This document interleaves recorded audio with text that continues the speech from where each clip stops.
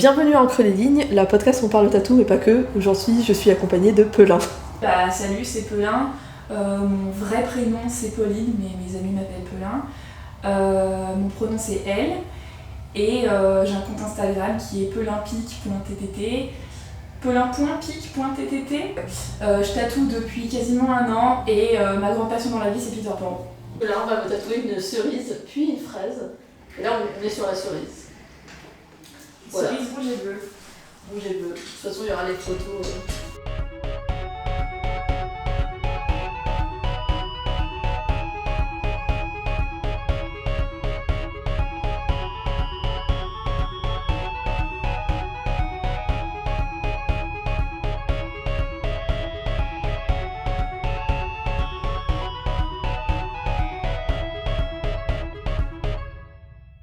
L'inconvénient d'être artiste tatoueur, c'est que t'es tout seul. Ça peut être isolant aussi. On trouve quand même des moyens de se réunir, on trouve quand même des moyens de s'entraider. En tout cas, moi, du coup, t'as compris, j'ai commencé il y a moins d'1 an, en novembre dernier. À l'époque, je faisais que du Unpoke, maintenant je suis passée à la machine, même si aujourd'hui je refais du Unpoke, spécialement pour toi. Très gentil, merci. Mais en gros... Merde, qu'est-ce que je disais ? Waouh ! Tu as commencé il y a 1 an. Oui, et vraiment, je savais pas du tout par quoi commencer. Parce que j'avais pas forcément envie de faire le classique, quémander partout pour avoir un apprentissage.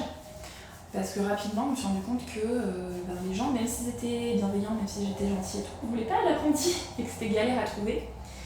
Et du coup, je me suis dit, il faut au moins que j'arrive à trouver des gens qui vont bien vouloir me donner un petit peu de leur temps, même sans que je sois leur apprenti, qui vont bien vouloir me donner des petits conseils, m'orienter vers des trucs, me prêter du matériel, enfin des petites choses quoi. Ouais. Donc très rapidement, l'idée c'était de me construire du réseau. Plus vraiment de trouver un apprentissage en tant que tel, mais juste de réseauter. Oui, je vois. Et j'ai trouvé en fait, et il y a plein de gens... le bruit des gants, c'est excellent. Il y a plein de gens super cool qui m'ont bien accompagnée. Et c'est juste que ça prend un peu du temps, quoi, tout ce travail de réseautage. Ouais, bah oui, c'est sûr. Est-ce qu'il y a des gens dont tu veux parler qui vont vraiment beaucoup aider, tu voudrais leur donner Ouais, carrément. En fait, il y a plein de gens. Au tout début, je me suis retrouvée au Flamingo Tattoo Club, où en fait... ils m'ont dit ouais non, nous on va pas prendre d'apprenti et tout, mais en fait si t'as besoin d'un endroit où faire tes armes ou commencer à tatouer tes premiers clients, les premiers inconnus que tu vas tatouer, tu viens, tu squattes, on trouvera un petit poste de travail pour toi et tout, gratuit tu vois. Ah ouais ? Ouais. Super gentil. C'était super gentil et du coup j'y suis allée quelques fois. Je me sentais pas trop à l'aise parce que... Putain mais attends, il faut que je commence à tatouer. Attention à ça. Je me sentais pas trop à l'aise parce que du coup j'avais pas ma place à proprement parler, donc ça c'était un peu difficile de jongler avec ça, mais c'était quand même cool de commencer où en fait j'avais au moins des bonnes conditions pour tatouer les gens et tout. Ouais. Et j'ai eu quelques petits conseils à ce moment-là aussi, techniques. C'est encore Nadi Montage, donc il y a des personnes qui ont aidé Pelin à débuter dans le tatouage dont elle n'a pas pu parler. Et donc, je suis là pour pouvoir vous en parler en utilisant les mots de Pelin, bien évidemment. Donc, en tout premier, elle souhaite remercier Silène.star.system, qui était la première personne qui a bien voulu passer du temps avec elle lorsqu'elle faisait son book. Elle te remercie parce que du coup, son book était nickel. Merci beaucoup à toi pour ta gentillesse et ta supervision. Ensuite, il y a @finim-ttt qui lui a permis de tatouer dans le shop Noir Matin pendant un peu plus d'1 mois après le Flamingo. Elle te remercie de lui avoir permis d'accueillir ses premières clientes et clients dans un environnement adéquat. Merci, finim-ttt. Et enfin, nous avons Vincent-ttt. Merci à toi d'avoir pris le temps de discuter avec Pelin en téléphone avant d'être accueillie chez Noir Matin. Elle te remercie pour cette discussion qui lui a permis de comprendre comment ça allait se passer là-bas. C'était très gentil, elle trouve. Toutes les hâtes de cette personne peuvent être retrouvées dans la description de la podcast et également la description Instagram. Et puis j'ai aussi rencontré Naïma, Donc son nom de tatouage c'est Le Petit Roi. D'accord. Qui en fait, je sais pas si tu connais les Colamboles. Est-ce que ça dit quelque chose? Mais les noms, je t'ai dit, c'est compliqué. Alors, les Colamboles, c'est une association qui est basée à Saint-Nazaire, il me semble. Qui en fait, je vais commencer à piquer, ça te va? Ça me va. Okay. Qui est en fait une association qui promeut la transmission entre tatoueuses. Mais du coup, c'est là-bas. Et en fait, ils ont mis en place j'ai du mal à parler, c'est fou. Ils ont mis en place en fait un truc où ils ont dit bah voilà, on va s'étendre à d'autres villes en trouvant dans plusieurs grandes villes une marraine en fait, dans chaque grande ville. Et je crois que c'est vraiment axé sur les femmes et minorités de genre en fait. C'est vraiment pour que on ait une place en fait. Ouais. Et donc la marraine de Lyon, je sais pas si elle appelle ça une marraine, mais c'est la référente quoi, c'est Le Petit Roi, Naïma du coup. Et elle est trop sympa et elle donne très volontiers des petits conseils et vraiment avec bienveillance aussi, beaucoup de bienveillance pour les gens qui commencent en autodidacte, tu vois. Parce qu'en fait t'as beaucoup de shops où ils vont dire non, nous on prend pas les apprentis, mais on déteste les autodidactes. Et t'es genre bah ouais, mais du coup. Oui, comment je le fais? Oui, c'est ça, enfin, c'est un double discours qui est paradoxal quoi. Est-ce que ça fait pas juste. Est-ce qu'il n'y a pas des écoles du coup qui sont un peu entre guillemets. Il n'y a pas des écoles de tatouages qui apparaissent et que personne veut d'apprenti? Ben, je sais qu'il y a des formations qui sont proposées. T'entends un petit peu. Mais je sais pas, ça a pas très bonne presse. Je sais pas trop ce que j'en pense. Bon, on n'est pas obligé de. Mais c'est assez intéressant ce que tu as dit sur l'association et les marraines. Ouais. Ça peut être sympa de. Je vais regarder ça, je vais bien étudier le sujet. Bah, en l'occurrence, du coup, les Colamboles ça n'existe pas à Lyon. Ouais. Mais voilà, comme du coup ça n'existe pas dans les autres villes, ils ont quand même rendu public ce truc en disant bah voilà, si vous êtes débutant dans le tatou, adressez-vous à un tel, si vous êtes dans telle ville, adressez-vous à un tel ou telle ville. Et je trouve ça cool. Et du coup, à Lyon, le truc qui correspond à ça, ça s'appelle le collectif Centauré, du coup. D'accord. Et bon, alors je sais pas trop qui en fait partie, mais dans ma tête c'est Naïma. Voilà, et elle met à disposition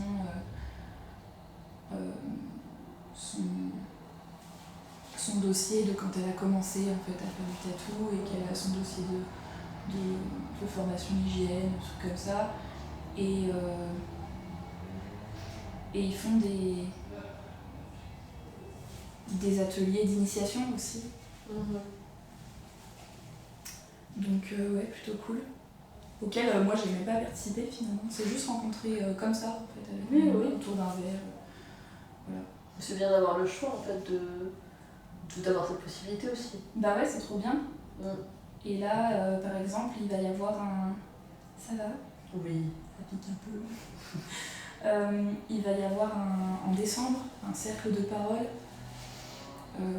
pour, disons que là pour le coup ce sera pas des problématiques techniques etc, mais plutôt psychologiques et sociales on va dire. Il y a moyen que j'ai vu ça en fait. Il y a Cloris qui participe. C'est à son initiative en fait avec les Colamboles. D'accord. Et voilà, bah moi je vais y aller personnellement. À Lyon. À Lyon. Parce qu'il faut préciser qu'on est à Lyon aujourd'hui. Oui. Alors je suis à Lyon, toi tu es à Lyon souvent. Oui. Et oui, bon écoute, ça peut être intéressant si. C'est cool déjà d'avoir ce type d'initiative. Bah je trouve ça hyper important parce qu'on est dans un milieu qui est à la base pas très inclusif. En plus dans des circonstances économiques, etc. qui sont compliquées, où les gens ne sont pas trop tatoués, n'ont plus trop d'argent pour se faire tatouer, et où avec ça il y a eu un boom en fait du tatouage qui est devenu de plus en plus accessible, où tout le monde s'y est mis, bah moi compris, hein, du coup. Et où du coup on est une flopée de tatoueuses à essayer de faire notre place et à galérer, et on n'a pas forcément les espaces pour ça, sans même parler évidemment de la clientèle pour ça, on n'a pas forcément les espaces. Donc bah l'espace il faut le créer quoi. Oui, bah oui. Un des premiers trucs que j'ai fait aussi quand j'ai commencé à réseauter comme ça, c'est de mettre en fait sur mon Insta une annonce pour dire coucou les autres débutants dans le tatou à Lyon, ça vous dit, on se réunit et on papote et on s'entraide. Et en fait on a fait ça avec plein de gens. Et maintenant on a un groupe Discord, on est une vingtaine dessus. Et donc régulièrement on se partage nos galères, nos apprentissages techniques, tout quoi. Et c'est super cool. Parce que je pense qu'on a vite fait aussi de culpabiliser. C'est un métier qui est un peu culpabilisant parce qu'on altère la peau des gens. Ouais. Et que du coup le syndrome de l'imposteur il peut être un peu vénère. Oh oui. Ça c'est un sujet récurrent et ça c'est un sujet récurrent. Mais c'est très rigolo, enfin rigolo. Je dis rigolo dans le sens, enfin c'est intéressant, dans le sens où j'avais exactement cette discussion avec quelqu'un d'autre, où à la base le tatouage c'était pas du tout quelque chose entre guillemets d'élitiste et de dominer mal ou autre. C'était à la base un truc très tribal. Il y a beaucoup de pays dans le monde où les gens se faisaient tatouer / se font toujours tatouer. Ouais. Et en fait, bah, aujourd'hui, quand on parle de tatouage, bah, t'as pas forcément, par exemple, les tatouages hawaïens de pays Asie, de pays d'Afrique du Nord, t'as forcément ce gros américain qui fume son cigare en tassant des coups, tu vois. Et ça a été transformé en un truc hyper. Un truc dominé par des mâles et qui est très spécifique, tu vois. Alors qu'en fait, à la base, c'est hyper varié, les techniques de tatouage sont hyper différentes, les outils utilisés sont très différents. Et faudrait faire le test de juste googler tatouage et voir les photos qui apparaissent, parce que c'est fou, quoi, d'avoir transformé ça à ce point-là. Bah après, un peu comme tout finalement. Enfin, ouais. Est-ce que finalement nos systèmes de domination ils ont pas tout aliéné quoi. Ouais. Donc le tatou comme le reste, ça me semble pas faire exception quoi. Mais c'est bien de se trouver, de chercher la communauté, de chercher à se créer des espaces et de l'accompagner en fait. Ouais. Je pense que c'est vraiment vital hein, parce que je trouve qu'on passe par beaucoup d'émotions quand on tatoue, quand on apprend à tatouer et que justement on a peur de mal faire et qu'on sait pas trop ce qu'on fait, t'apprends un peu sur le tas et tout. Ouais. Et c'est vraiment vital d'avoir des gens qui disent écoute, c'est pas toi, t'es pas nul, genre on passe tous par les mêmes conneries, on passe tous par les mêmes galères. Et en vrai ça fait vraiment, vraiment du bien quoi. Je pense qu'on peut juste enregistrer toi qui dit c'est pas toi, tu n'es pas nul. On passe tous par les mêmes galères et l'envoyer à chaque fois qu'on se écouter, à chaque fois qu'on se sent un peu triste. Ce n'est pas toi. C'est bon, je vais monter mon culte de développement personnel. Oh mon dieu. Est-ce que du coup t'aimes bien, est-ce que tu regardes des films de culte? Est-ce que c'est un sujet qui t'intéresse? De quoi? Des films de culte? Des films de culte? J'ai pas compris là. Mais parce que tu parles de culte. Oui, les cultes ça m'intéresse. Est-ce que tu as regardé cette saison de American Horror Story? Non, parce que je suis une grosse flippette. Non, mais c'est la saison de culte. C'est vrai qu'il y a des scènes qui font peur, mais cette saison-là est extrêmement. Je pense que c'est une de mes préférées. Elle est très très bien réussie. Et c'est très. Enfin, l'épisode dernier, c'était du coup avec Erin Descent. Et elle, son film préféré, c'était Midsommar. Et bah, que j'aimerais bien voir justement, mais que j'ai jamais eu les ovaires de voir pour l'instant. C'est pas du tout flippant, c'est très psychologique. Il n'y a pas de scène dégueulasse. Après, moi, je peux oublier. Oui, mais le psychologique, moi, ça peut me faire très peur. Ah, et ça dure longtemps. Et c'est très. En fait, intense, non? Oui. On en a pas beaucoup parlé parce qu'on va pas passer 2 heures sur Midsommar, sauf si vraiment tu insistes, Laetitia, on peut faire ça. Mais en fait. Elle était partie là-dessus en mode allez, non, on parle de film quoi. Non, c'est juste. Du coup, on parlait de films. Elle m'a sorti sa liste de films. Et son préféré, c'était Midsommar.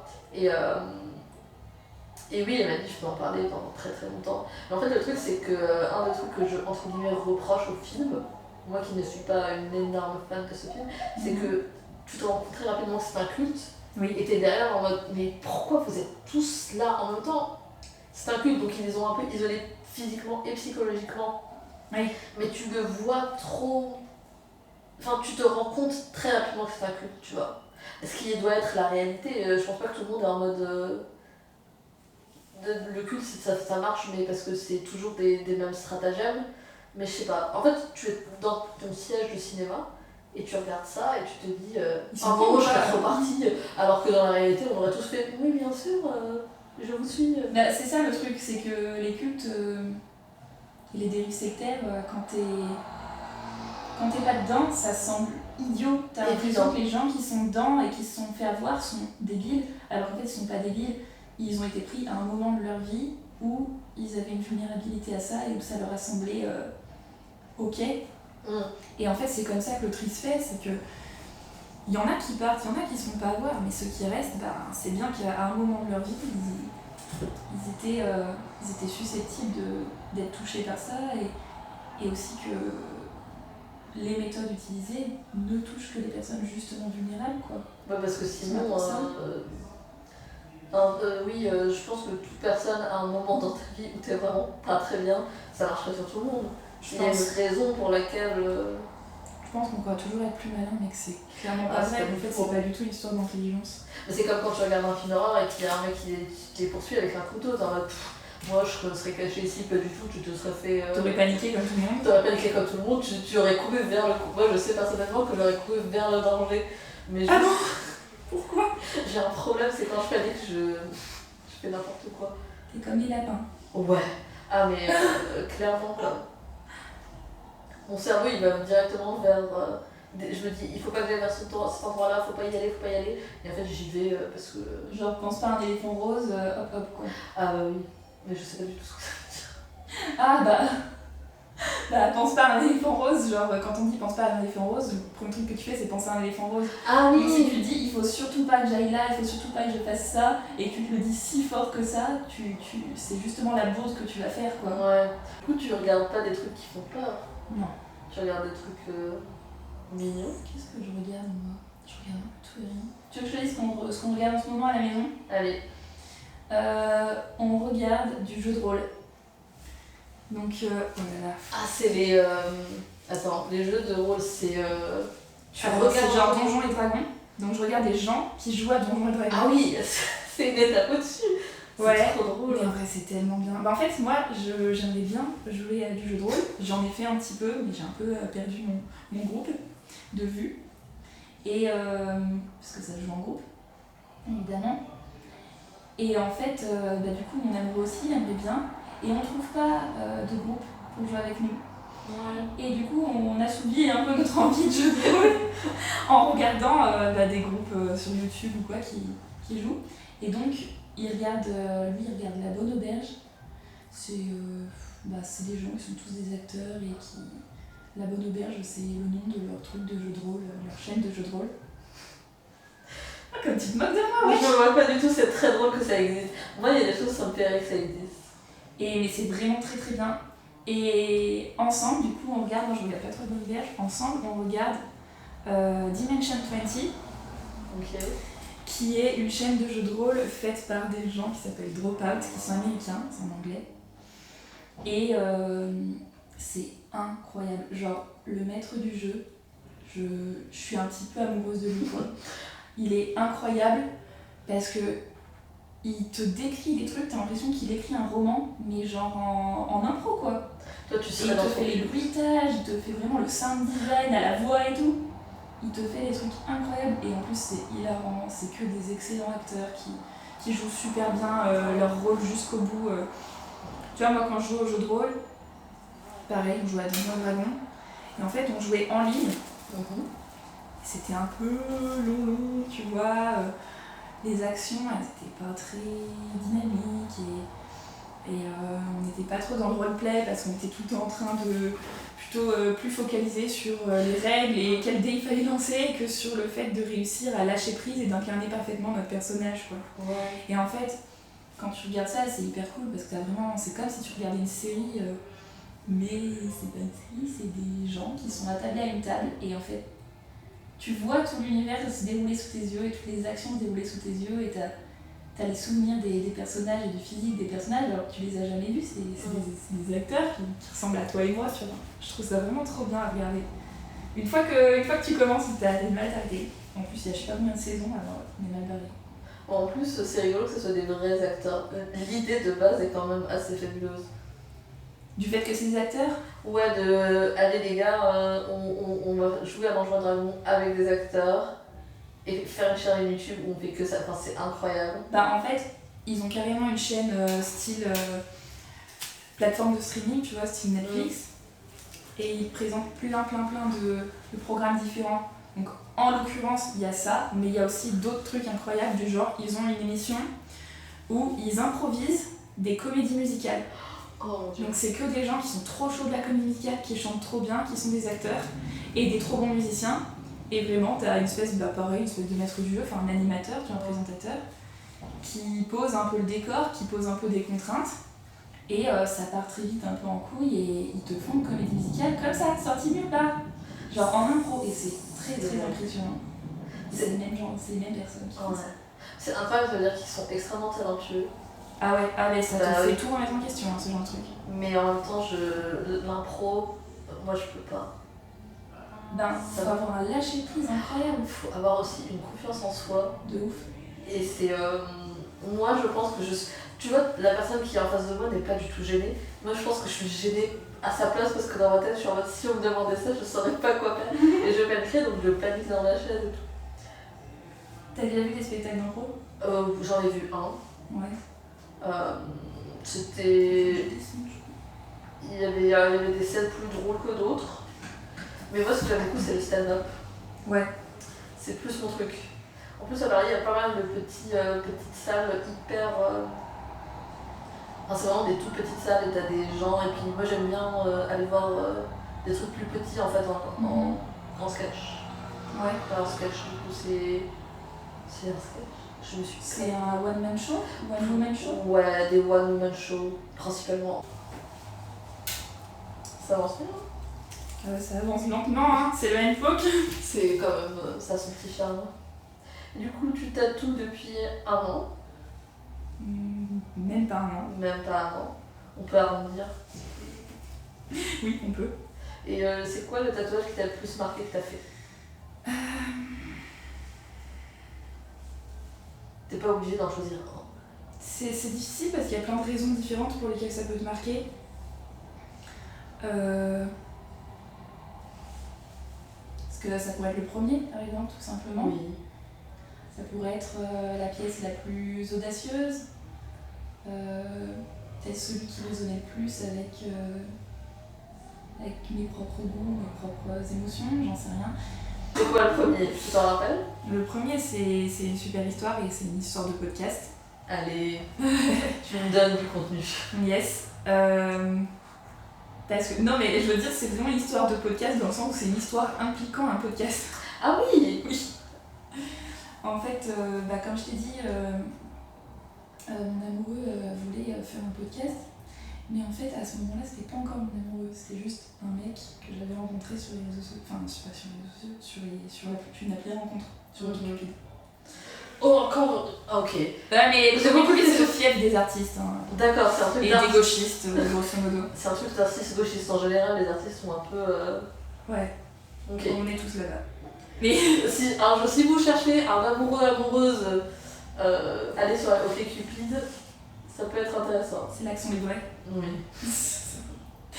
Bref, et du coup, je rencontre ce type sur OkCupid qui me dit je cherche pas une relation, je cherche juste des gens pour faire un podcast sur les rencontres. C'est incroyable.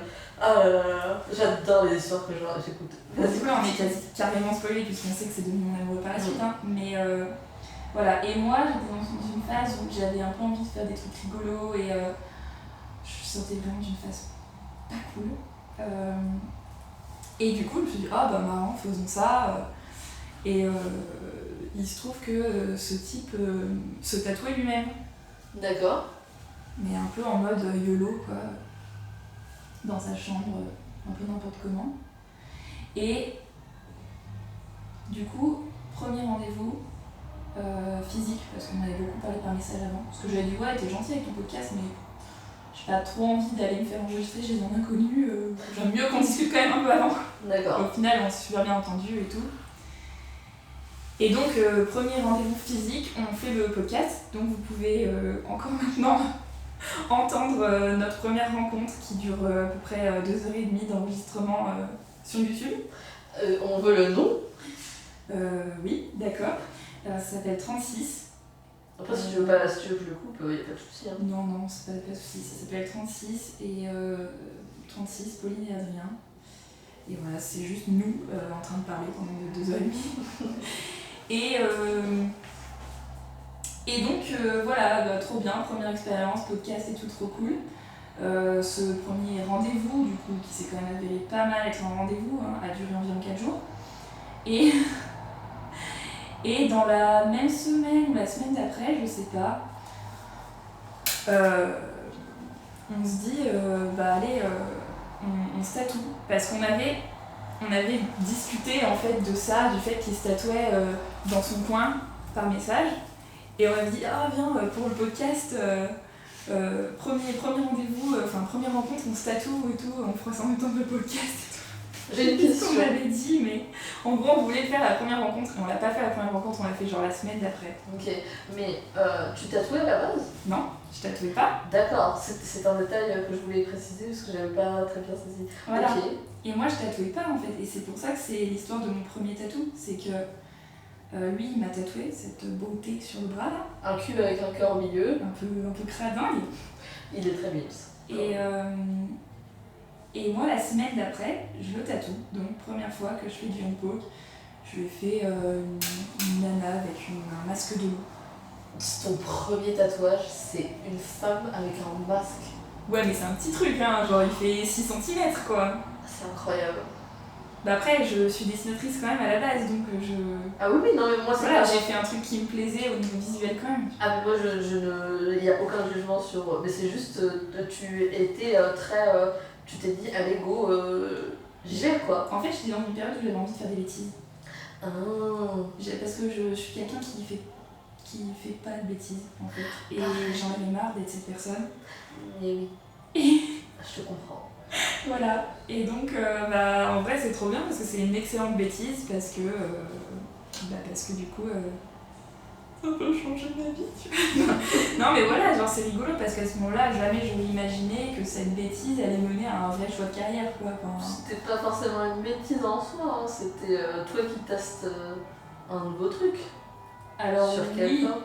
mais à ce moment-là, je percevais vachement ça comme une bêtise parce que je savais pas ce que je faisais et que ce mec je le connaissais pas tellement et que tu vois tu sais pas ce qui peut se passer, il aurait pu me tatouer et s'avérer être un fiefé salaud la semaine d'après, tu vois, et j'aurais eu la marque à vie d'un mec violent ou je sais pas, tu vois. Se faire tatouer par lui, c'est quand même ça, je pense que c'est un peu bah ouais, une bêtise, tu vois. Donc en soi pour moi c'était un peu un pari quoi, un truc un peu couillu. C'est comme ça qu'on rencontre les meilleures personnes en fait. Ouais, bah en tout cas ça a marché en l'occurrence. Ah, c'est très très bien. Et donc voilà, donc ça c'est quand même une sacrée histoire, donc c'est pour ça que ce tatouage il est forcément marquant, puisque il y a toute une histoire de rencontre amoureuse qu'il avait, qu'il y avait le truc du podcast et tout, et on a quand même vachement marqué le coup pour notre rencontre entre les tatous et l'enregistrement. Je pense qu'il y a peu de gens qui ont autant de souvenirs de leur première rencontre, quoi. Ouais. En plus, mis sur internet, ah ouais, public, la poêle, quoi. c'est vraiment une histoire incroyable. Ouais, en vrai j'aime beaucoup cette histoire. Genre Ah oui. dans la mythologie de... Tu sais, tous les couples ont un peu une mythologie de leur couple, tu vois. Ouais. Et je trouve que la nôtre est plutôt classe, quoi. Elle est extrêmement classe, c'est je me dis, des gens extrêmêmement audacieux et courageux. Mais où en fait, ça correspond pas forcément à ma personnalité de base, mais ça correspond à un moment de vie où fallait respirer, quoi. J'avais besoin de respirer, j'avais besoin de faire des choses spontanées, Et voilà, je me suis lancée un peu tête baissée dans ces expériences-là. Et ça m'a vraiment fait du bien, quoi. Tu avais dit le plus audacieux, le plus t'as le plus tenté de trucs. Ah oui, je pense que c'est le jour où... En fait, j'en ai fait plusieurs récemment, donc je sais, j'ai même un peu du mal à choisir, mais en ce moment, c'est un peu une vibe où je commence à faire un peu des trucs, comme c'est long, une peau que j'avais oublié, je suis extrêmement lente, pas du tout efficace. Pauvre de toi. Bon, c'est pas très grave. Mais ouais, je suis dans une vibe où je commence à faire de plus en plus des trucs nouveaux et où je commence à faire des grosses pièces, quoi. Des trucs dans le dos. Donc il y a par exemple une grosse pièce florale que j'ai fait dans le dos, une grande branche de physalis. Je sais pas si tu vois ce que c'est les physalis. Ça s'appelle aussi de l'amour en cage. C'est des espèces de plantes avec comme une petite cage orange. D'accord. Il y a une petite boule dedans et ça se mange, mais c'est pas bon le fruit. Enfin, c'est inutile, disons. Je vois beaucoup ton petit tatouage de main que j'avais du mal à identifier. Il est un peu petit pour qu'on voit bien ce que c'est. Il y a une histoire derrière. Alors l'histoire, c'est qu'il va avec ce tatou, qui est un crocodile sur un vélo. En fait, du coup, sur le côté de ma cuisse, j'ai un crocodile qui fait du vélo. Et sur le devant de ma cuisse, j'ai une main. Et donc dans l'idée, en fait, le croco essaye d'attraper la main pour la bouffer. Et c'est une référence à Peter Pan. D'accord. Du coup, c'est la main du capitaine Crochet qui a été lancée par Peter après qu'il l'ait coupée. D'accord. Dans l'idée. Dans l'idée. Parce que moi, Peter Pan, je n'ai pas beaucoup de souvenirs. Donc je me suis dit quelle idée audacieuse.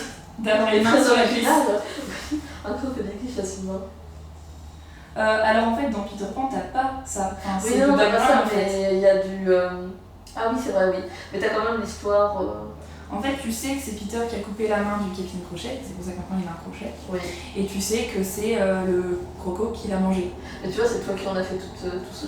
C'est toi qui l'as fait, ou c'est toi qui as eu l'idée, ou c'est quelqu'un d'autre? C'était un projet, donc c'est mon projet, c'est moi qui ai eu l'idée. Et c'est Vincent qui me l'a tatoué. Vincent TTT sur Insta, qui est au studio de Micelle, qui a créé le studio de Micelle très récemment.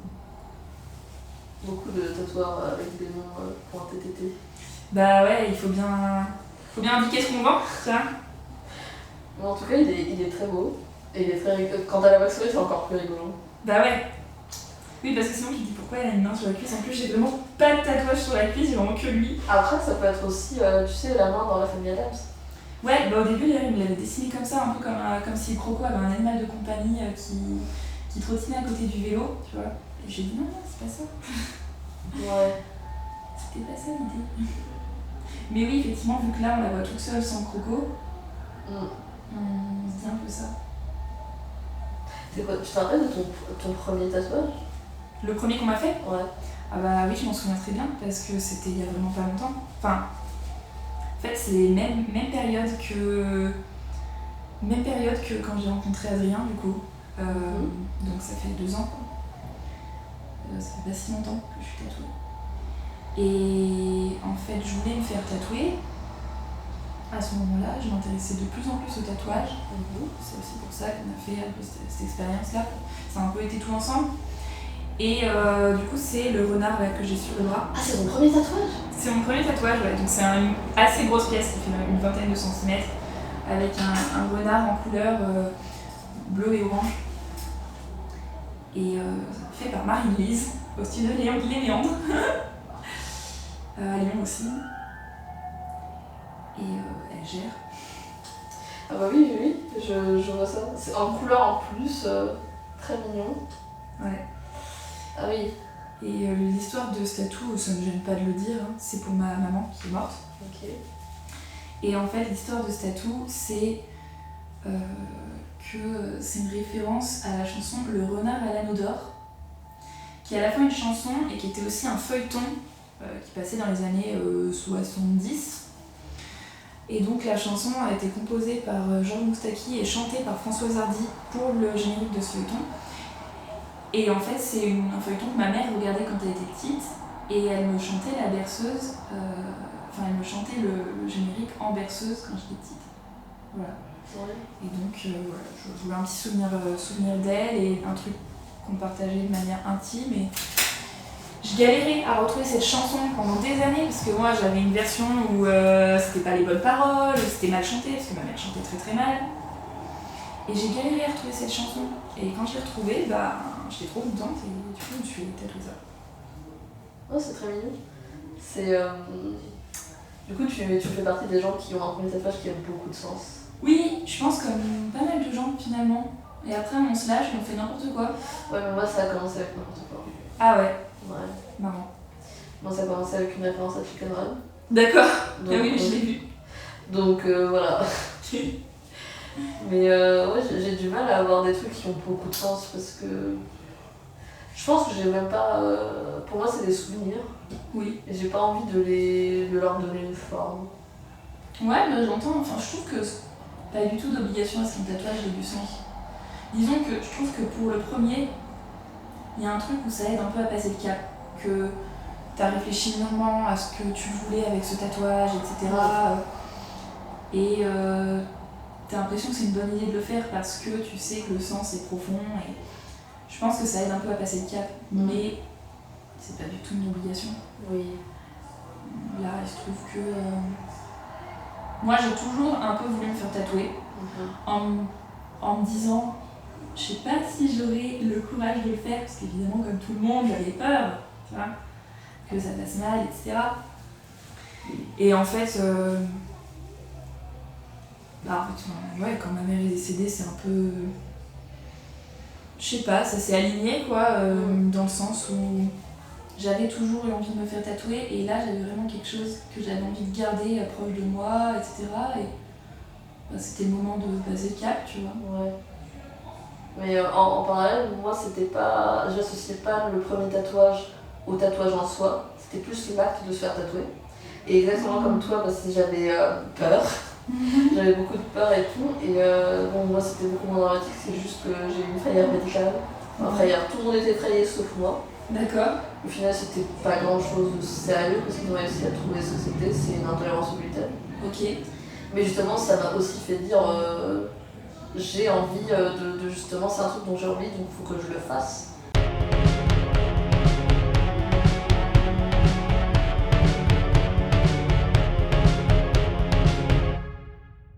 Tu vas à des concerts? Alors pas trop. En fait, moi je suis un peu une meuf qui aime le calme. Ah. Si j'allais à des concerts, ça serait plus des trucs tu vois, intimistes, tranquilles quoi. Et du coup, tu fais pas beaucoup d'activités En vrai, ouais, pas de ouf. en grosse comité? Pas de ouf, ouais. J'aime pas trop ça, j'aime pas trop quand les potes ils te disent on va au bar, tu vois, genre t'es genre ouais, bah en fait, on est avec des gens qu'on aime bien, avec qui on discute et tout, tu vas au bar, tu t'entends pas. Genre, moi je suis un peu comme ça, un peu pantouflard. Et les concerts, honnêtement, j'ai un peu la flemme quoi. Après, si on me propose, j'y vais, mais dans l'idée, ouais, c'est pas mon centre d'intérêt premier. C'est pas par plaisir. C'est pas ton kiff quoi. Pas plus trop en tout cas, ouais. Quand j'étais plus jeune, je faisais un peu genre les festoches, tu vois. Maintenant, c'est l'époque où je mettais des sarouels et j'écoutais du reggae, tu vois. Ah, c'est très rigolo. Ça devait faire des photos donc tu regardes dans tes petits. Heureusement, on n'était pas très photo. Ah, moi aussi. Et j'en suis j'échappe un peu à ça très du coup. contente. Moi, j'ai très peu de photos de moi jeune. Et à chaque fois que je les montre, tout le monde dit mais qu'est-ce qui se passe? Parce que j'avais un style extrêmement années 2000. Mais moi, c'était années 2000. Depuis les années 2000, ça n'a jamais changé. Jusqu'à mes 20 ans. Ouais. Et après, c'était devenu style. Et là, tu peux revenir en mode années 2000, c'est de nouveau à la mode. En fait, le truc, c'est que moi, années 2000, je dis pas années 2000, Paris Hilton, les Olsen Twins, tout ça, c'est pas ça, moi. Moi, c'est Adam Sandler. Moi, c'est un gros t-shirt, gros short. Enfin, tu vois ce que je veux dire. Genre icône de mode, Adam Sandler.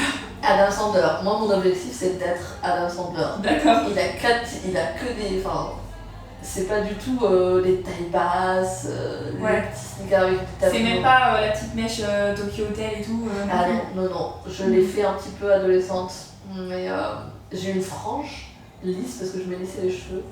Les cheveux, sujet très compliqué. J'en parlerai à des gens qui ont des... Ouais, je vois. Ouais, j'ai les cheveux bouclés, ça a toute une histoire avec une famille qui n'a pas très envie de les cheveux bouclés. D'accord. Enfin, si quelqu'un vient sur ce podcast et qu'il a une relation particulière avec ses cheveux, on en parlera. Je suis pas sûre que toi ça te parle. Si, j'ai une relation un peu particulière avec mes cheveux quand même. Ma relation particulière avec mes cheveux, donc j'ai pas du tout les cheveux bouclés ni quoi que ce soit. Mes cheveux sont très acceptés dans les normes de blanchité et compagnie. Mais ils étaient très très longs quand j'étais petite et on avait ce truc de un peu sacralisation du cheveu dans ma famille où genre fallait surtout pas les couper quoi. Ah, je comprends tout à fait. Et tout le monde s'extasiait sur le fait que mes cheveux étaient très très longs. Vraiment j'avais les cheveux en dessous des fesses quoi. Ah oui. Et en fait on m'a un peu mis dans l'idée que c'était hyper important quoi. Et que si un jour je me les faisais couper, genre j'allais pleurer tellement j'allais être traumatisée. Ouais. Et en fait moi ils me faisaient chier mes cheveux.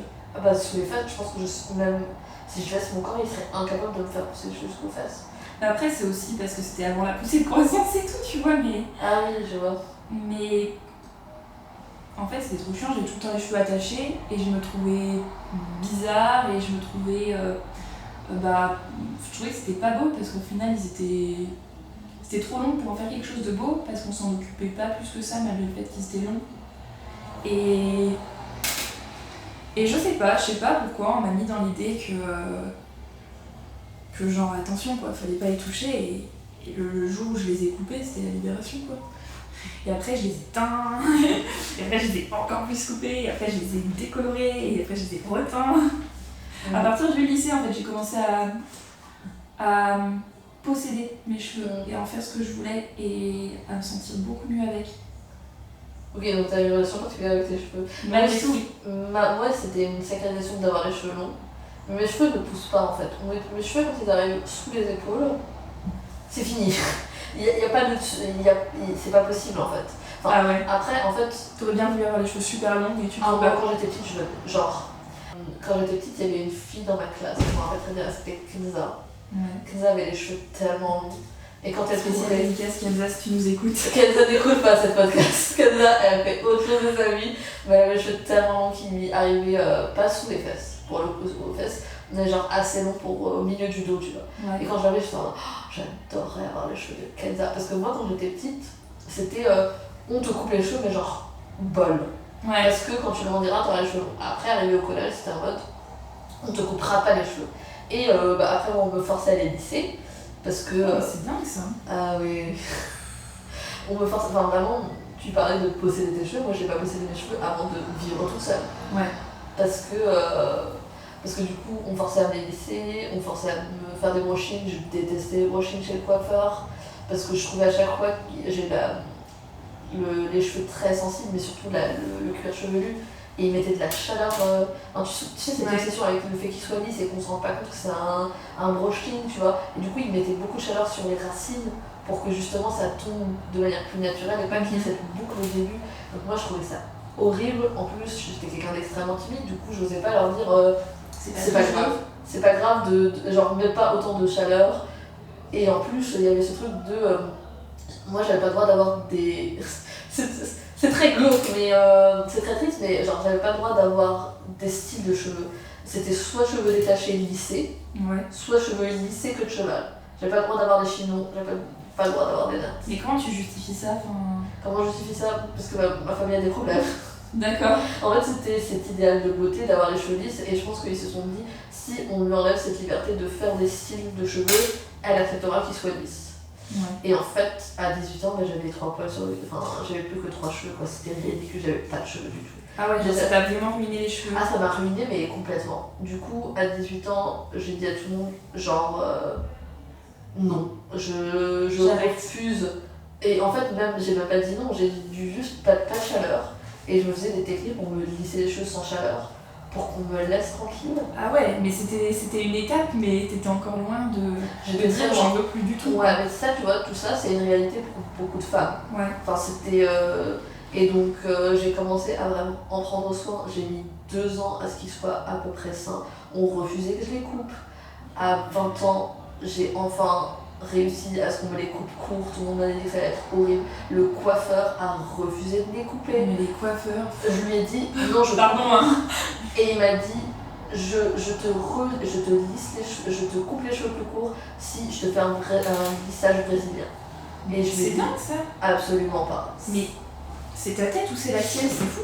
C'est Je fou. comprends pas. Et genre il m'a dit, en plus tes cheveux ils sont extrêmement secs, mais en fait le truc c'est de lui dire, mais mec en fait j'arrive, tu me shampouines avec un shampoing qui n'est pas ce que je veux, parce que moi j'ai les cheveux hyper secs, donc il me faut un shampoing vraiment extrêmement hydratant, et tu me les sèches avec la chaleur, donc autant te dire que oui ça rend rien du tout, parce que tu fais absolument tout ce qu'il ne faut pas faire quand t'as les cheveux bouclés.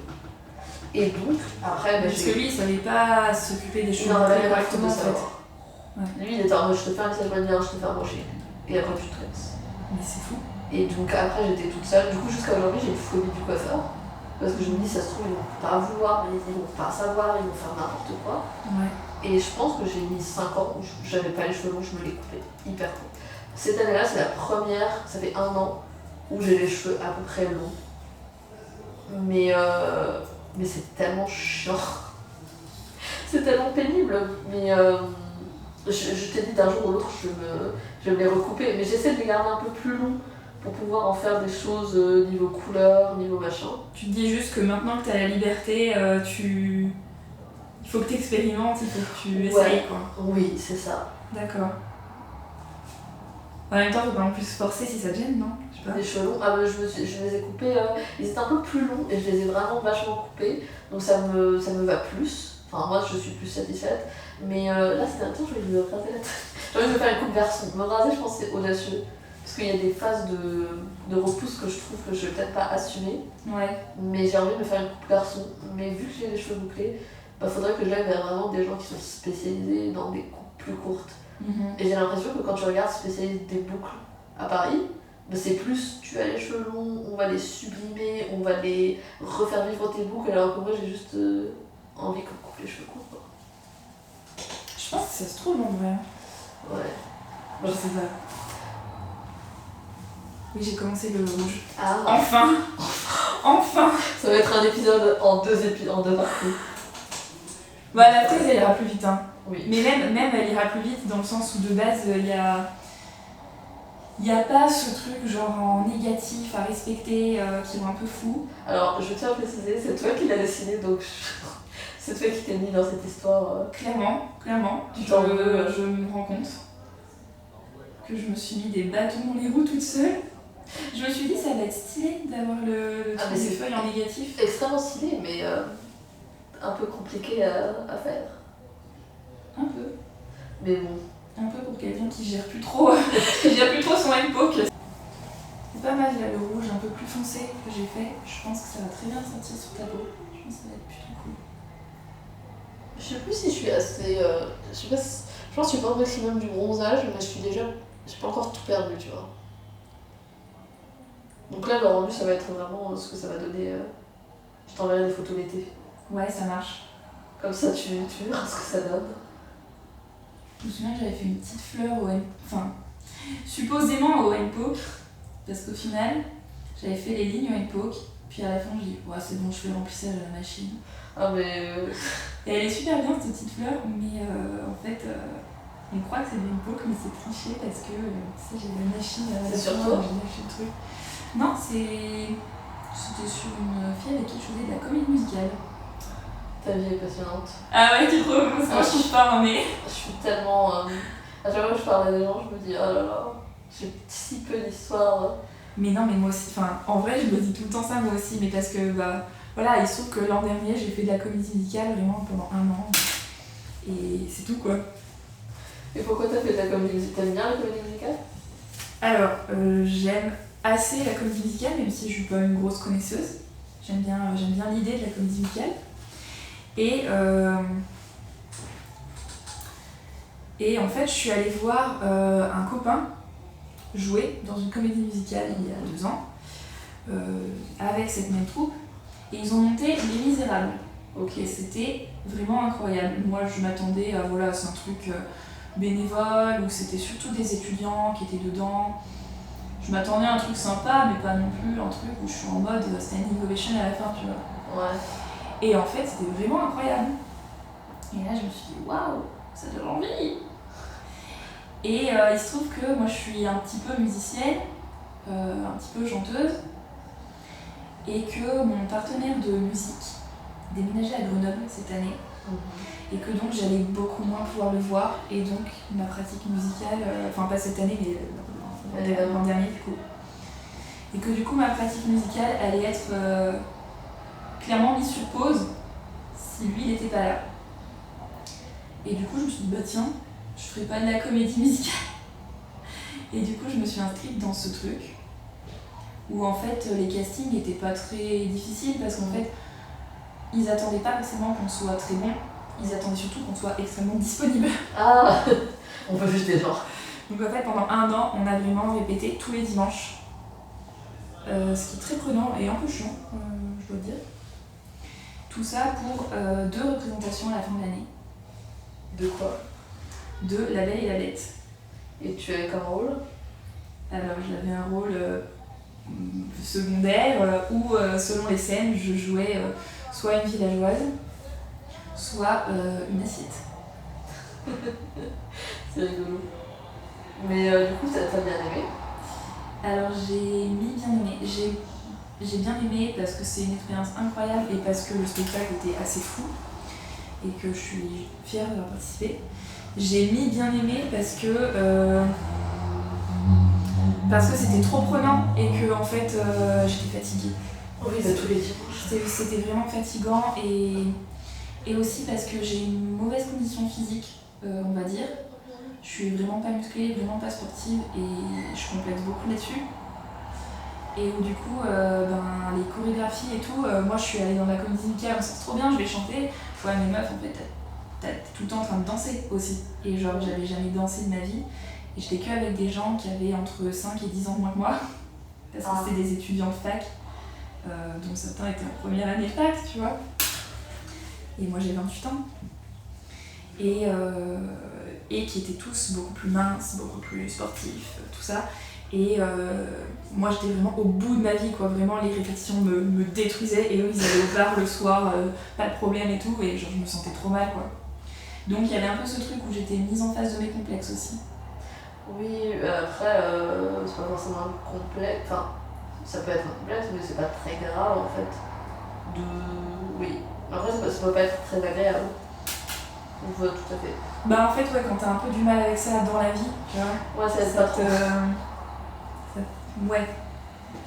Mais voilà, il y avait aussi qu'il y avait une exigence très très forte de la part des 2 organisatrices, qui étaient 2 nanas de 19 ans, vraiment des jeunes femmes quoi, qui menaient le truc d'une main de fer. Ah oui. Mais non mais elles étaient incroyables en vrai, ces meufs, grand respect parce que vraiment des... Genre l'éloquence, la confiance en elles, l'habileté en fait à organiser des trucs, à prendre une charge sur l'épaule de dingue en fait, qu'elles ont à 19-20 ans, je l'aurais jamais en fait moi. Donc grand respect pour elles, mais par contre un peu dur à vivre. Ouais.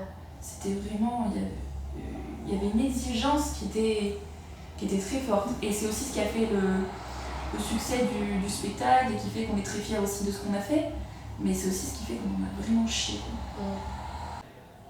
Bon, en plus, c'est même pas des étudiants et étudiantes de comédie musicale, c'est vraiment des gens, pour la plupart, ils sont en orthodontie, tu vois, orthophonie, pardon.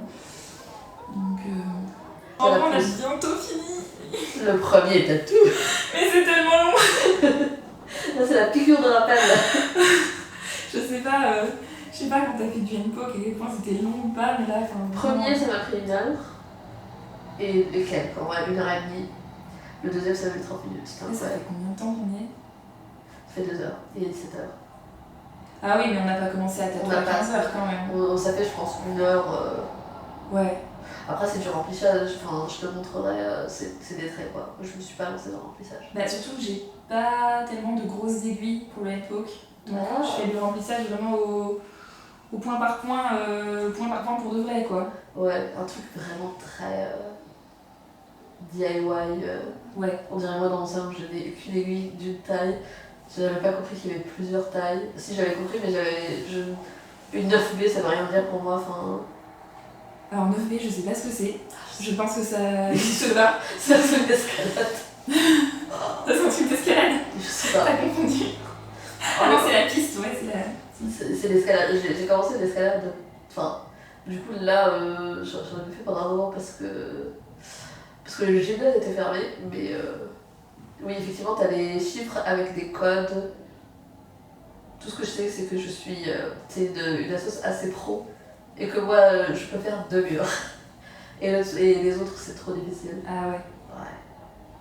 En plus, j'ai hyper peur, du coup, je suis encore plus tendue. Donc c'est vraiment pas évident. J'espère que je vais progresser. T'as le vertige ou pas? J'ai peur de pas avoir le contrôle. Et il faut faire confiance à la personne qui t'assure. Ah non, tu t'auto-assures, non? Non, c'est quelqu'un qui m'assure, mais j'ai confiance complètement. Du coup, si tu veux une référence, c'est au début tu commences à être autonome parce que c'est vraiment une association. Ouais. C'est pas du tout un club. Enfin, c'est vraiment hyper. Enfin, tu achètes ton matériel et ils te donnent des cordes et un mur. Ouais. Et ils te forment au début pour que tu sois autonome, pour pas que tu fasses n'importe quoi et que tu aies une licence. Enfin, ok. Et donc, un des tests, c'est il faut que tu te laisses. Il faut que tu te jettes. Et oui. Sans prévenir l'autre. Et moi, du coup, c'est un des trucs où il déconne vraiment pas. Je l'ai fait 4 fois. Je l'ai fait 2 fois sans faire exprès. C'est vraiment juste moi qui ai chuté. Et 2 autres fois où je me suis laissée chuter. Et ils le font à plusieurs personnes. Ils demandent 2-3 chutes. Sur le papier, c'est vraiment une chute. Mais je pense qu'ils sont plus en mode il faut que tu aies l'habitude de faire ça. Et que tu aies déjà une chute pour comprendre. Alors, déjà, il y a quelqu'un qui m'assure. Mais en même temps que tu aies le réflexe de pas t'accrocher au mur parce que sinon tu te grattes complètement. Ou avec tes pieds essayer de pousser pour pas te prendre le mur. En plus, c'est des murs pro, du coup, c'est pas tout lisse. Enfin, tu sais, il y a des murs qui sont plus en 3D, quoi. Et quand j'ai fini ma dernière séance, c'est la dernière séance que tu fais ça, la personne m'a dit c'est incroyable, tu n'as vraiment pas peur. Et en fait, j'ai pas osé lui dire, je lui ai dit en fait, il faut que tu comprennes, le moment où mes 2 bras, mes 2 mains sont sur le mur et mes 2 pieds sont sur le mur, je suis terrifiée. C'est horrible. C'est affreux. Je comprends pas, t'as moins peur quand tu te lâches que quand t'es sur le mur. En fait, quand je me lâche, je suis à un niveau de peur de 10, et quand je suis au tout début du mur, je suis à un niveau de peur de 10. C'est-à-dire que dès que mes pieds quittent le sol, je suis à 10. D'accord, ok. C'est affreux. Mais du coup, pourquoi tu fais ça? Mais c'est parce que ma résolution quand j'ai commencé à vivre toute seule, c'est que j'avais beaucoup peur. Et je pensais, comme petite, je disais toujours, quand je serai toute seule et que je serai autonome, j'aurai moins peur parce que toute ma famille a extrêmement peur de tout. D'accord. Et je me suis dit, j'aurais moins peur. Sauf qu'à 20 ans, en fait, t'as quand même peur parce qu'on t'a appris à avoir peur et parce que t'as les voix des gens même s'ils sont pas là. Et là, ça fait combien de temps que tu vis toute seule? Depuis 8 ans, parce que j'ai 28 ans bientôt. Okay. Je suis partie à 20 ans. Et donc à une année, je pense 7 mois, je vivais toute seule, j'avais très très peur et je faisais rien. Genre vraiment, je faisais pas grand chose quoi. Je faisais mon petit marché, je faisais mes petites brocantes et je me suis dit mais en fait j'aime beaucoup mais j'aimerais faire plus de trucs qui sont différents. Et après je me suis dit en fait faut pas que j'attende de pas avoir peur, faut juste que j'y aille. Oui, et c'est plus facile à dire qu'à faire. Ah oui. Mais sauf que pour moi c'était vraiment je l'ai fait quoi. Parce que j'ai pris confiance aux gens qui m'entouraient. Enfin, j'avais plus confiance en certaines personnes. Et je me mettais dans des situations pas non plus fifolles, tu vois. Mais faire de l'escalade, aller en voyage toute seule. Ah ça, j'aimerais bien faire ça. Moi je te le conseille. Tu voudrais aller où si tu voyages toute seule, toi? C'est un peu particulier. Moi j'aimerais bien aller en Islande. C'est en particulier, c'est très bobochique, gauchiste.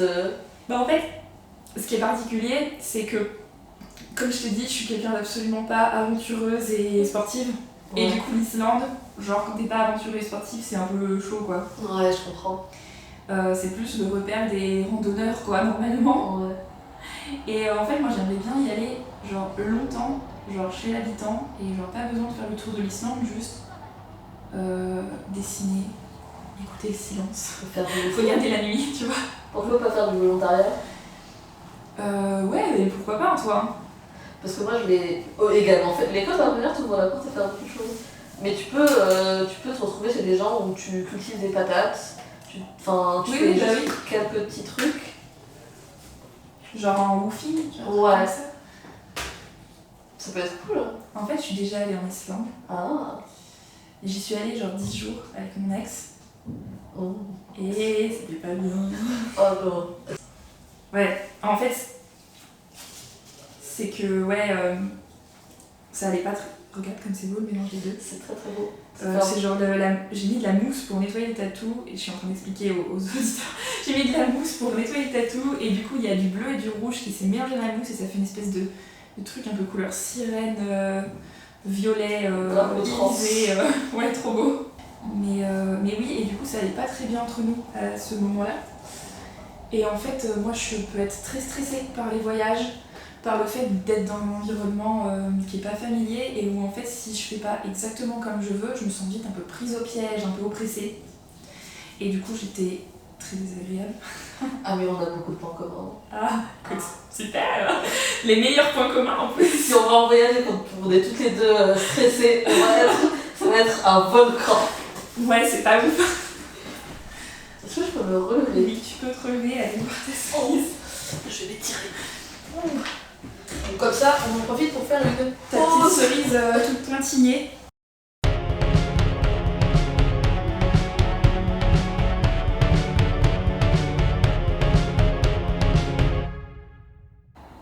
Moi, des fois, je me fais tatouer et quand je rentre chez moi, j'ai un petit instant de panique. En mode, pourquoi j'ai fait ça? Ah, pas moi. Mais tu paniques de quoi? En fait, c'est juste que maintenant, je sais que je veux continuer à me faire tatouer dans la vie. Oh. Et en fait, je me dis, à chaque fois que je prends un petit peu de place, c'est une place que j'aurais plus. Tu perds de la place. Ouais. Et ça me fait un peu... Heureusement, du coup, que j'ai pas beaucoup d'argent et que je me fais pas souvent tatouer, parce qu'à chaque fois que je me fais tatouer, j'ai ce truc de... j'ai un petit peu moins de place. Ouais. Moi, je me le fais pas parce que Noah a dit un truc très similaire de j'ai envie de me faire tatouer jusqu'à plus tard. Du coup, je me laisse le temps. Oui. Ce qui est très... c'est une bonne façon de voir les choses, je trouve. Moi, j'ai pas du tout cette inquiétude. J'ai envie de me faire tatouer jusqu'à assez longtemps. Mais en même temps, je me dis, forcément, il y a des moments dans ma vie où je me ferais beaucoup moins tatouer. Donc ça compense. Ouais, tu penses? Oui. Attends, et là, t'as déjà... Genre tes bras, par exemple, là, plus jamais. Si un jour tu rêves d'une gigantesque pièce sur ton bras, tu Je peux pense pas faire que ça va arriver. Ah oui, c'est ça aussi, c'est que si t'es sûr de faire que des petits trucs... Voilà, ça passe. J'avais pris rendez-vous pour avoir une plus grosse pièce, enfin 17 cm. Ouais. Et au final, j'ai fait mon poulet mouillé. Poule mouillé. Je suis à poule mouillé et je me suis dit, en fait, ça fait trop grand et ça va pas aller avec ce que je fais, enfin, avec tout ce que j'ai. Et j'étais pas sûre de moi, en fait. Ouais. Mais je crois que j'aimerais bien avoir des plus grosses pièces, tu vois.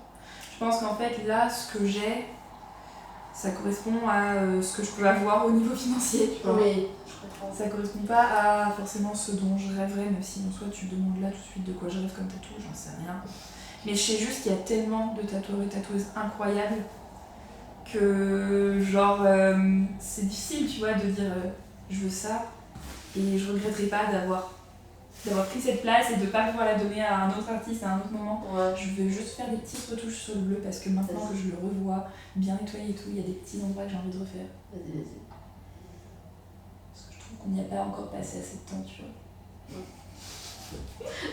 Ce podcast ne durera pas 3 heures. Tu vas rentrer chez toi genre traumatisée en mode c'est la personne la plus lente du monde. Oh non, t'inquiète, pas de soucis. La personne la plus lente du monde, c'est moi. Ah bon? Ah oui, je suis lente surtout.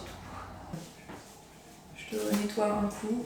Allez. Et après cette fois, cette cerise sera terminée.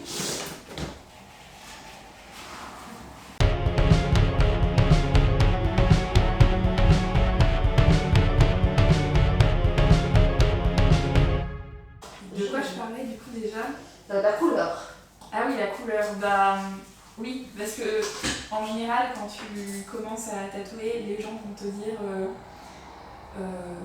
ne fais pas de la couleur avant d'avoir bien maîtrisé le noir. Et voilà, je sais pas, j'avais pas de fin à cette phrase, mais juste ne fais pas de la couleur avant d'avoir bien maîtrisé le noir. Et en fait, moi j'avais envie de dire je m'en fous, j'ai envie de faire de la couleur, donc je vais faire de la couleur. Et au final. Mais au final, je me rends quand même compte que la couleur, c'est quand même difficile. J'arrive pas trop à comprendre pourquoi, en fait. Hormis qu'effectivement, ben, c'est beaucoup plus visqueux, on dirait de la peinture, et donc c'est dur à faire rentrer. C'est plus dur d'avoir des résultats homogènes, voilà. Et je sais pas exactement comment gérer ça. Ne serait-ce que ce matin, j'ai envoyé un message à mon groupe d'entraide sur Discord pour dire vous avez des conseils pour faire de la ligne rouge parce que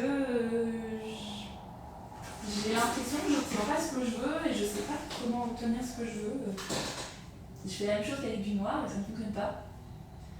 Et donc pour l'instant je n'ai pas du tout tout figuré, quoi. Et j'avoue que moi je suis encore à un stade, il vaut mieux l'assumer que de faire semblant, je pense, où je sais pas encore trop ce que je fais sur plein de points. Il y a plein de choses que je connais pas encore, que je maîtrise pas encore, parce que je suis débutante et que en plus, non seulement je suis débutante, mais je suis autodidacte, donc il n'y a pas un suivi régulier sur tout ce que je fais. Et c'est beaucoup faire les erreurs pendant des mois, pas savoir pourquoi c'est comme c'est, et jusqu'à ce qu'un jour on fasse la bonne rencontre qui nous mette le doigt dessus, ou avoir une illumination, tu vois, d'un seul coup. C'est un peu des trucs comme ça où les processus en fait prennent beaucoup de temps parce que t'es pas suivi, parce que t'as pas un manuel, quoi. Ouais. Et c'est un peu dur à assumer en vrai parce que c'est quand même la peau des gens, donc Oui. c'est dur d'assumer ça. Mais après, pour pas non plus, tu as quand même des connaissances, et juste tu ne maîtrises pas tout, mais ça c'est tout le monde en fait. Alors oui, je me rends compte quand même, c'est ça qui est bien aussi, c'est que je me rends compte en parlant avec d'autres débutantes, ou avec des fois des gens que j'ai dans ma clientèle qui disent ah ouais, moi aussi je me suis tatouée chez moi, tu vois. Ouais. Et où en fait je leur explique des trucs, et là je me dis ouais, mais en fait, certes ma progression est lente, certes je connais pas tout, certes il y a des gens qui sont en apprentissage. Certes, il y a des gens qui sont en apprentissage qui en 6 mois ils tatouent mieux que moi qui tatoue depuis quasiment 1 an.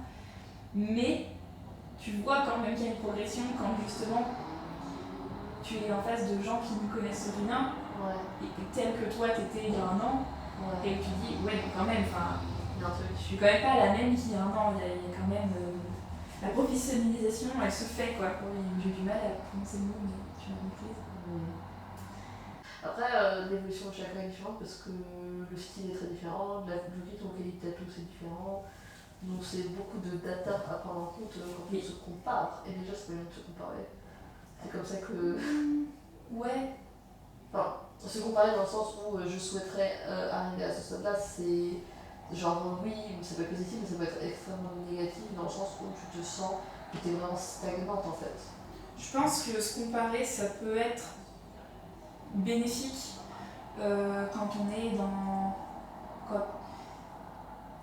quand on n'est pas dans une forme ni de compétition, ni de désamour de soi constant, mais qu'on est juste dans un peu l'analyse factuelle des données qu'on a, et qu'on dit bah voilà, statistiquement les gens au bout de tant de pratique de tatouage, donc je remarque qu'ils en sont à peu près là, et moi j'en suis à peu près là. Est-ce que c'est normal, comment je peux faire pour arriver à leur niveau, etc. Tu vois, je peux juste te dire que tu analyses en fait les infos que tu as à disposition. Après, c'est difficile effectivement de savoir jauger.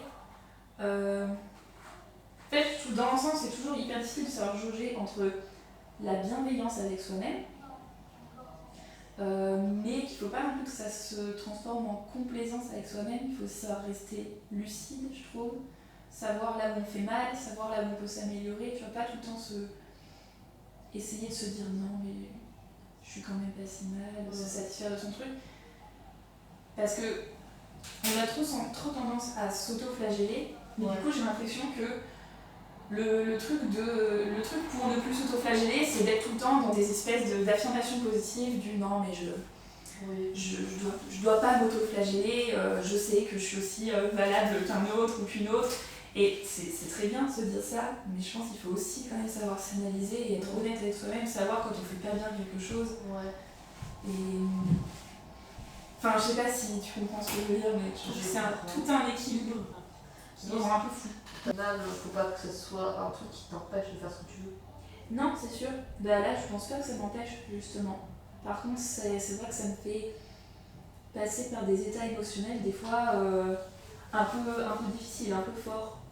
Et ça, je pense que c'est inhérent à la pratique du tatouage plus qu'à n'importe quelle pratique, dans le sens où on se sent responsable de quelque chose qui est quand même important, qui est le corps des gens.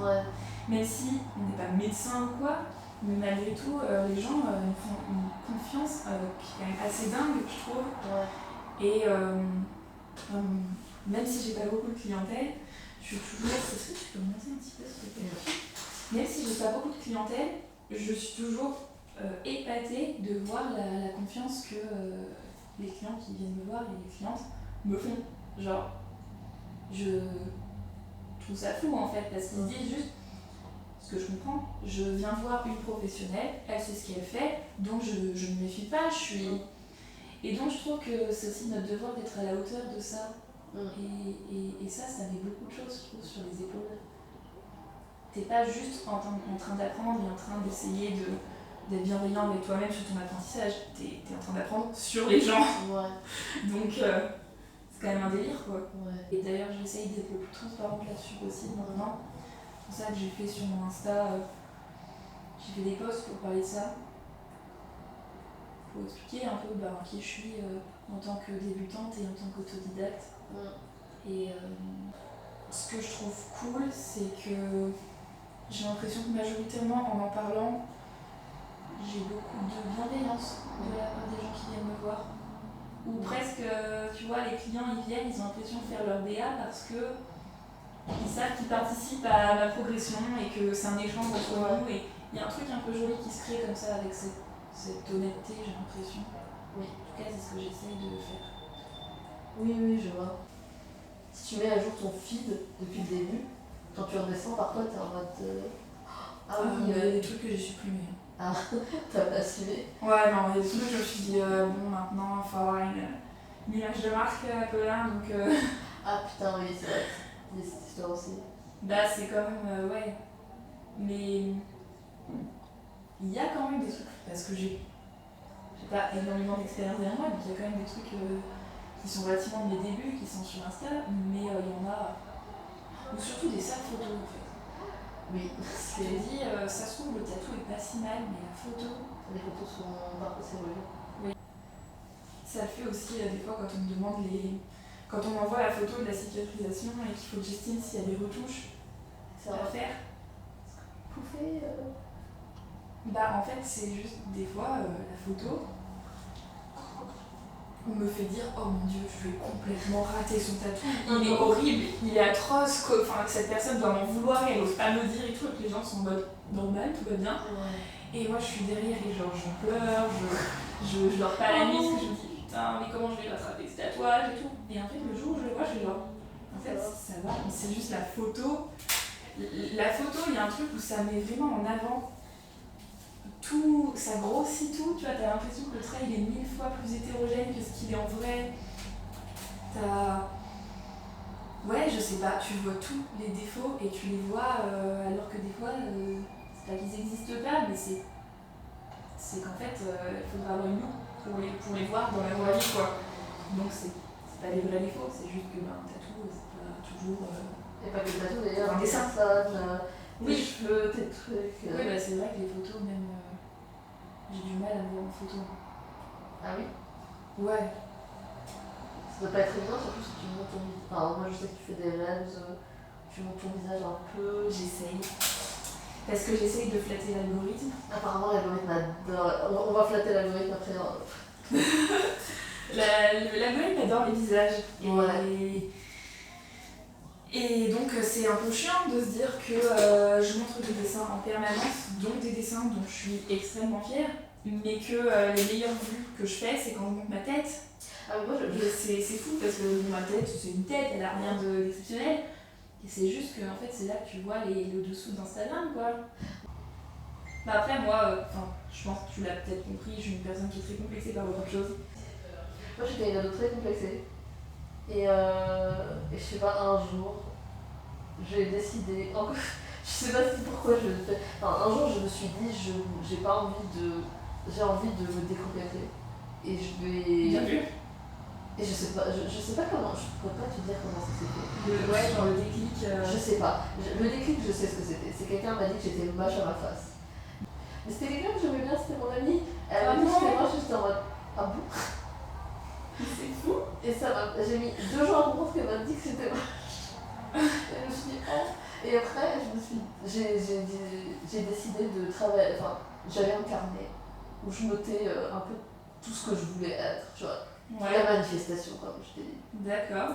Donc, qu'est-ce que j'aimais chez moi, qu'est-ce que j'aimais pas chez moi. Et puis, en fait, mon objectif, c'était pas de m'aimer, mais d'être neutre. Parce que Neutre, c'est bien, hein. je comprends, genre, juste en mode, en fait, tout le monde devait être neutre sur soi. Genre, tu devrais pas être en mode. Aujourd'hui, je suis à un stade où je me dis, ton état physique ne devrait pas. Genre, c'est pas. En fait, ça devrait pas être un centre d'intérêt, genre de s'en Voilà, t'es juste en mode, c'est toi, on n'est pas tous obligés d'être Margot Robbie, ni Timothée Chalamet si vous le trouvez beau, ni Tom Hardy, ni je sais pas quoi, enfin, tu vois, genre, c'est pourquoi. Du coup, moi, je devrais juste être neutre. Et je sais pas pourquoi, avec mon petit carnet, j'ai écrit tout ce que je voulais être. J'ai rouvert ce carnet, mais genre 1 an après, et c'était extrêmement cringe. Ah ouais. Et je l'ai jeté. Mais tout ce que tu voulais être, c'est-à-dire C'était tout ce qui m'inspirait. Genre, s'il y avait de la musique que j'aimais bien, je l'écrivais. Parce que j'étais en mode, cette musique me fait vivre des émotions, et j'aime bien. Et j'ai envie d'avoir cette émotion avec moi. Ce que j'aimais chez moi, ce que j'aimais pas, et d'essayer d'être plus en mode de. Voilà la liste, il y a du bon et du mauvais. Du coup, au final, mathématiquement parlant, ça égale à 0. Vous êtes libéré, mais les premières pages étaient beaucoup mon apparence. D'accord. Et après, ça a divagué à part mon apparence. Parce que j'étais en mode, mon estime de moi, c'est pas juste mon apparence. Mais finalement, t'as appris des trucs en faisant ce carnet. Ah oui, j'avais première année du lycée. C'était. Honnêtement, je regrette pas de l'avoir jeté parce que c'était extrêmement cringe. Mais ça m'a beaucoup aidé à juste être neutre. Ouais. Et d'être en mode. Voilà. Juste en fait, les choses sont et il n'y a pas besoin d'avoir un jugement dessus. Oui. Et bizarrement, il n'y avait pas les poils. Ah ouais, ça c'est rare. Hein. C'est rare. Mais les poils, c'était pas un truc qui me complexait. C'était plus un truc que je faisais parce que tout le monde me forçait un peu à le faire. Par la société globale. Ouais, mais t'avais pas de complexe particulier si tu le fais pas, quoi. Oui, mais c'était vraiment plus, tout le monde était en mode, et maintenant c'est l'été, du coup tout le monde devrait le faire, en mode, ok. Et j'ai mis 4 ans tout seul à me dire, ok, maintenant il faut que je le fasse, mais pourquoi je le fais en fait, y a pas de... Oui, en fait, on est endoctriné, c'est fort. Ouais, et du coup je me suis dit, bon bah, j'abandonne. Moi, tu vois, j'ai décidé de plus rien raser et slash épiler. Mais je vis assez mal mes poils. C'est un gros complexe. Et en fait, genre, j'ai décidé de ne pas écouter ce complexe parce que de toute façon, je me trouve toujours pas ouf, même quand je rase mes poils. Donc, pourquoi fatiguer? Autant essayer d'accepter, d'essayer de les aimer. Et je les aime pas. Ah, mais moi je suis neutre sur les poils. Mais tu vois, j'ai même pas réussi à atteindre ce truc de neutre. Ah ouais? Je les aime vraiment pas. Ah oui, non, mais moi je dis ah ouais, parce que c'est pas que je suis étonnée, mais c'est juste. Oui, je vois tout à fait. Mais j'ai décidé de pas attendre de réussir à m'accepter pour changer mes comportements. Exactement comme mon truc de la peur. Je vais pas attendre de pas avoir peur, je vais juste. Oui, voilà. Gérer. Oui. Mais encore une fois, le truc du poil. Ça crée beaucoup trop d'émotions dans beaucoup de gens. Ah, mais moi ça m'en crée énormément. Oui. Et je vois ça, vraiment, je me sens comme une guerrière de plus du tout toucher mes poils. C'est bien, tu vas être fière de toi. Oui, je suis fière de moi parce que je questionne ce que je fais. Ouais. Je supporte pas l'idée que je fais des choses juste pour me sentir mieux Enfin, j'aime pas l'idée qu'on puisse faire les choses juste pour se sentir mieux alors qu'elles sont pas pertinentes et qu'elles sont pas justes, tu vois. Oui. Et du coup, je suis fière de moi d'essayer de vivre en accord avec mes valeurs profondes et pas avec des complexes et pas juste d'essayer de me sentir bien avec mes complexes, tu vois. Oui, je vois. Après, chacun fait ce qu'il peut, tu vois. Je juge pas les gens qui feraient autrement parce que chacun fait ce qu'il peut. Ah oui, c'est sûr. Mais c'est juste si un jour, si genre dans ta vie, tu te rends compte que tu vois, tu mets des boucles d'oreilles en forme étoile parce que tu sais même plus, mais ça te fait vraiment, enfin ça te saoule, peut-être changer de boucle d'oreilles. Oui, voilà. Et ça fait un moment que c'est surtout les gens, j'ai l'impression, qui sont un peu hors. Enfin, c'est surtout les gens quoi. Ouais. Et j'ai eu une remarque, mais c'était genre deux lycéennes, deux personnes très jeunes à Saint-Malo. Ouais. Et j'étais en mode. Voilà. Mais à l'étranger et tout, j'ai jamais eu de soucis quoi. À l'étranger. En Europe surtout. Ok. Mais oui, pas de. Enfin, tu penserais, enfin, en tant que femme, quand t'es petite, tu te demanderas que t'as l'impression que si tu sors avec deux poids, elles vont mettre un. Oh mon dieu, la lapidation. Ou regardez-la. Et ils vont mettre une loupe. Shame. Ouais. Après, c'est bon. Enfin. Oui, il y a plein de gens qui m'ont dit ça, ce que tu es en train de dire, en mode oh, on croit trop qu'on va se faire lapider, mais en vrai, on se rend compte que les gens s'en fichent, derrière. C'est pas forcément vrai. Quand t'es vraiment très poilu et très brune, je trouve que tu peux quand même facilement avoir des regards, voire des remarques. Ouais, mais. Et que c'est vraiment difficile à encaisser. Quand t'as peu de poils naturellement et qui sont plutôt clairs, c'est quand même plus facile à assumer et c'est quand même plus facile de se dire bah les gens s'en foutent parce que effectivement les gens s'en foutent parce qu'ils les voient pas au premier regard. Je pense que tu vois les poils de mon bras et que tu fais cette remarque-là, je te montre la jambe. On n'est pas du tout sur le même film. Après, honnêtement, les seules personnes qui m'ont fait des remarques extrêmement désagréables, c'est ma famille. Je vais pas vous mentir. Mais la famille c'est toujours un plaisir, hein, de toute façon. Enfin, c'était honnêtement. Et c'est souvent la famille qui forge nos complexes en vrai. Mais c'est parce que c'est les premiers et c'est eux qui les ont mis ici. Bien sûr. Moi, je pense que ma famille est pour beaucoup dans des complexes par rapport à mon poids, par rapport à mes poils aussi. Donc ouais, genre ma grand-mère, je l'adore, hein, mais elle a aucune délicatesse et des fois elle résonne comme une vieille conne, disons-le. Et bah voilà, quand je l'ai gagnée, elle me disait reste pas assise à dessiner toute la journée, tu vas avoir un gros cul. Voilà. Mais bon. Bah ouais. C'est une phrase quand même. Dans la bêtise, on est quand même. C'est très imagé. Ah oui, mais ma grand-mère me disait tu vas avoir un gros cul. Ouais, écoute. Et d'autres choses, tu vois. D'autres choses, mais c'est des trucs où en fait ben, ça te forge quand même et c'est hyper dur à oublier après quand tout le reste de la société va dans le même sens que ça. Ça va être un épisode hyper joyeux, c'est juste nous.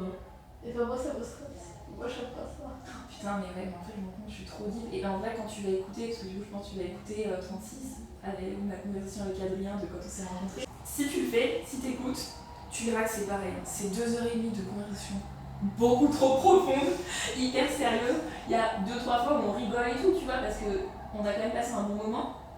Mais vraiment, on est en mode giga vulnérabilité. Justement, parler de ses complexes, parler de notre famille, parler des traumas, tu vois. Sujet très belle. Et moi, je trouve que ça fait du bien. De se livrer, tu vois, de parler des vraies choses, quoi. C'est bien, j'aime bien aussi quand je t'ai raconté ce que c'était Dimension 20, tu vois, mais j'aime bien parler des vraies choses. Mais c'est cool. Ouais. Oui, tu peux. T'as vu la fraise, n'empêche? Ça a été beaucoup plus. Mais ça a été beaucoup plus vite. Ah oui. Elle est tellement mince. Alors, est-ce que tu mets de la seconde peau? Alors, oui. En vrai, tu préfères quoi? Seconde peau. J'aime beaucoup tes petits tableaux que t'as sur le petit truc là. Merci. J'ai vraiment. C'est vraiment juste. C'est des flashs, sauf le truc au milieu. Mais le truc au milieu, c'est Peter Pan. Passion Peter Pan. On n'a pas parlé de Peter Pan. On n'a pas parlé suffisamment Peter Pan à mon goût, je suis d'accord. Mais oui, passion Peter Pan. Mais sinon, les autres, c'est juste des flashs. Et je voulais mettre quelque chose au mur et j'avais des cadres, j'avais des flashs. Et les papiers derrière, c'est vraiment les papiers de base qui étaient avec le cadre. Ou le truc jaune, c'est le papier de protection des stencils. Ah. Voilà. J'ai vraiment fait ça en mode débrouille. Ouais. Et oui, Peter Pan, c'était mon projet de diplôme en école d'art. La dernière année. Et c'est genre mon livre préféré. Et... C'est ton chic à je sais pas, en fait, je trouve ça trop deep, Peter Pan. Mais chic à est très deep. Ouais, franchement, c'est pas comparable quoi. Genre, tu peux pas voir. Là, c'est moi qui vais t'envoyer des messages méchants. Qu'as-tu contre les poulets? Non, mais j'adore Chicken Run. Mais genre, Peter Pan, je sais pas, ça me fait cogiter de ouf. Flipper un peu. Oui, aussi. Enfin, c'est pas le capitaine. Haddock. Non, c'est Crochet. C'est pas le capitaine Crochet qui me fait flipper, c'est Peter. Ah oui, c'est complètement flippant. Ah non, je vois pas pourquoi tu vas kidnapper des enfants? Moi, je vois vraiment ça comme un truc sur la mort et un truc hyper chaud, quoi. Ouais. Mais... ouais. Genre, les psychanalystes aussi adorent Peter Pan, j'ai remarqué. Ouais, mais les psychanalystes... Ouais, non, mais on est d'accord, mais pour dire que c'est un truc pour les gens qui aiment les trucs deep, quoi. Ouais. Mais en vrai, je déteste la psychanalyse. Je pense que ça fait du mal aux gens. Ok. Mais en ce qui concerne Peter Pan, j'aime bien lire des trucs de psychanalyse sur Peter Pan, juste pour genre une approche symbolique, tu vois. Et, genre, je crois pas qu'il y ait quoi que ce soit à comprendre sur notre vraie vie et sur la vraie psyché des gens dans la vraie vie. Mais je sais pas, j'aime bien tout ce bullshit intellectuel, tu vois. On prend pas de photos. Fuck, on n'a pas pris de photos. Oh non. Alors, je vais faire l'outro et après on va prendre des photos. Merci beaucoup d'avoir écouté cet épisode. Il va être extrêmement long. Si vous avez aimé, parlez-en à vos amis. Allez suivre la page Instagram. Allez suivre le travail de Pelin. Faites-vous tatouer par Pelin parce que les temps sont difficiles. Est-ce que tu as quelque chose à dire, enfin? Waouh, non, mais tu m'as pas du tout prévenu que j'aurais le mot de la fin, donc je suis complètement prise de dépourvu. Prenez soin de vous. Voilà. Ok, donc vu que l'outro a été vraiment rush, parce qu'il était tard et que j'avais un autre endroit où je devais être, j'ai un peu mis Pelin sur le... L'outro est un peu... voilà quoi, donc j'en fais une outro plus correcte. Merci beaucoup d'avoir écouté cet épisode, j'espère que vous l'avez apprécié dans toute sa longueur et que vous avez apprécié Pelin. Je vous encourage à aller voir le travail de Pelin, allez vous faire tatouer par Pelin, elle a la main très douce, elle est très bienveillante, je la recommande. Je tenais également à remercier le studio Tento où je me suis fait tatouer, donc c'est le Tento-Tattoo Shop à Lyon, pas loin de la gare Pardieu, donc super pratique. Et Pelin tenait aussi à remercier @leo.ténèbres, ténèbres en pluriel, qui, sans elle n'aurait jamais trouvé cette place, et Sith Inc., le gérant, qui l'a accueilli à bras ouverts et qui a été super accompagnant. Donc je vous remercie également parce que je les ai tous rencontrés, c'était une chouette... petite discussion avec la séance tatou, donc je vous conseille vraiment ce salon, ils sont hyper bienveillants, ils sont super gentils, et en plus il y a des goodies à vendre, donc si vous avez besoin d'idées de cadeaux de Noël, n'hésitez pas.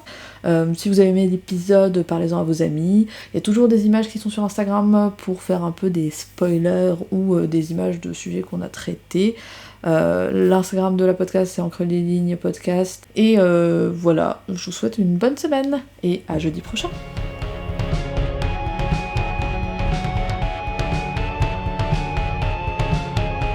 Ceci est un podcast hosté, édité et créé par moi, Nadia. Musique par Naomi Biella, aka Songbird.